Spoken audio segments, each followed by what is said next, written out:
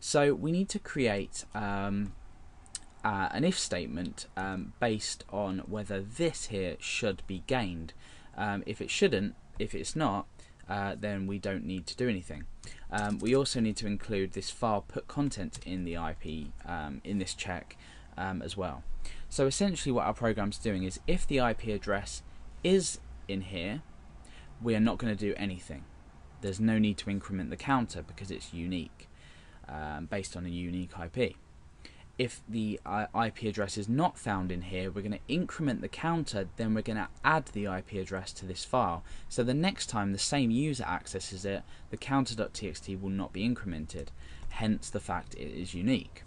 So we need to create an if statement and surround this with it with a block. So, well, surround this with parentheses, and this is our block.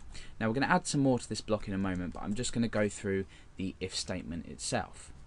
So the condition is if not, so we use an exclamation mark for not, in underscore array. Now what this function is going to do, it's going to check whether a specific value exists in an array. And this value needs to be obviously an array. Now our text file at the moment is not an array because it just is a text file. So we need to use another function to get the content but load the contents automatically into an array. It's going to make our life a lot easier if we use the file function.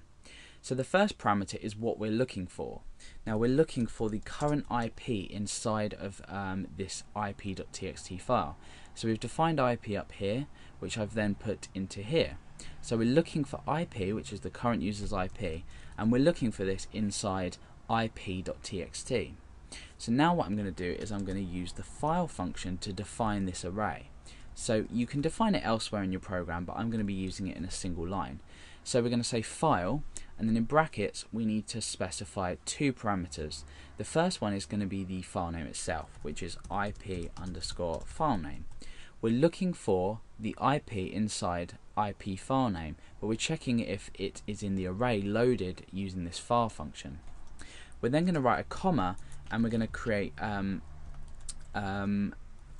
condition almost saying if file ignore new lines. Now the reason I'm doing this is because when you do load it into an array, if you have say 127.0.0.1 and 192.168, sorry, not 1. There. Now what this will do is it will load this value and this value into an array. Just to bear in mind that if you haven't looked at arrays, go back and check them because you'll need to know, what an array does, what it is, if you don't understand already. We're actually going to be including an additional line break, which is going to be regarded as a space after each one. So in fact, my user IP at the moment is 127.0.0.1. However, it's going to be stored in the array as 127.0.0.1 with a space. So what we actually need to do is we need to use this file ignore new lines in order to load them in type values where the white space is trimmed on either side to ensure that we have this exact value and nothing else. So hopefully that makes sense. If not, you can read up about the file function and this here at the PHP documentation.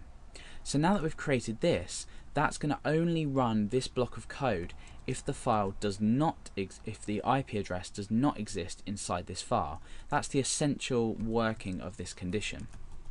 Now, if the IP address doesn't exist, that's fine. We can write the value. However, we need to store the user's IP address after it hasn't been found. So it hasn't been found. We're going to increment the value. Then we're going to store the IP inside of the file, so next time round the increment doesn't happen, and this condition of value is to false as opposed to true at the moment because there was nothing in there. So you'll see how it works when I run it. So I'm going to say file put content. I'm using exactly the same function as I've used here, but this time what I'm doing is I'm inputting it into IP file name. So we're writing something to IP.txt because IP file name corresponds to this value here. What we're then inserting is the user's IP, and then we're going to concatenate on with a full stop \n, which is a new line. So after say 5 or 6 are written down, there's going to be a new line after each one, which is important. And then what we're going to do is we're going to specify file append, and the reason for this is because if we use file put content on its own, as you saw with counter.txt, it overwrites the existing value, but with file append it will add to the file as opposed to rewrite over it. So we're just basically appending to this file a list of IPs of people that have visited, whereas the writing the counter.txt, we're just overwriting it. It's going to start off at 1 and then 2, then 3, then 4. However, in ip.txt we're going to write an IP here, and then we're going to write an IP here, and so on. Otherwise, if you didn't specify file append, it would actually just overwrite and you'd only ever have one IP address in there. So now that we've done that, we can go ahead and actually test it out. So at the moment my ip.txt file is blank, as is my counter.txt file. I'm now going to come over to my browser and I'm going to click refresh.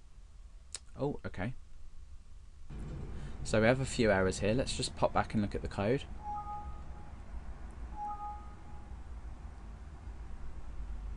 Okay, so I seem to have spelt ignore wrong. That's obviously generated all of these errors. You can see that our files have been updated. However, since I did gain the error, I'm just going to go back and I'm going to try this again. So let's refresh.